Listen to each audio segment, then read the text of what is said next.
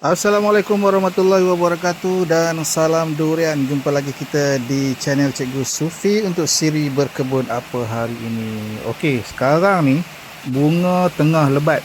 Tiba-tiba hujan pun turun lebat. Ramai orang ingat hujan tu bagus.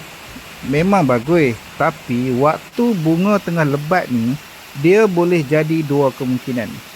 Pertama, hujan ni kalau dia terlalu lebat, dia boleh ganggu proses pendebungaan.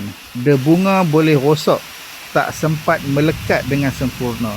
Yang kedua, kalau kelembapan tinggi, bila terlalu lembap, risiko kulat dan penyakit pada bunga ni meningkat. Bunga boleh jadi warna hitam, rosak atau gugur sebelum jadi putih.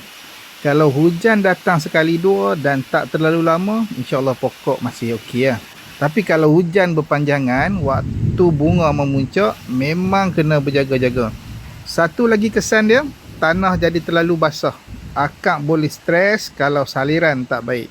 Sebab tu masa bunga ni, kita kena peka dengan cuaca. Pantau kebun, tengok keadaan bunga setiap hari. Kadang-kadang, kita tak boleh kawal hujan. Tapi, kita boleh kawal tindak balas kita. Pastikan saliran elok, pantau serangan kulat dan bantu pokok dengan nutrien yang sesuai bila perlu. Dalam kebun ni, bunga lebat belum tentu jadi buah lebat. Banyak faktor main peranan. Itu saja perkongsian kali ni. Kalau kebun tuan-tuan pun tengah hujan waktu bunga lebat, apa pengalaman yang berlaku? Kongsi di ruangan komen. Semoga bermanfaat. Jangan lupa like, share dan subscribe supaya lebih ramai dapat manfaat daripada apa yang kita kongsikan. Jumpa lagi. Assalamualaikum warahmatullahi wabarakatuh dan salam sejahtera.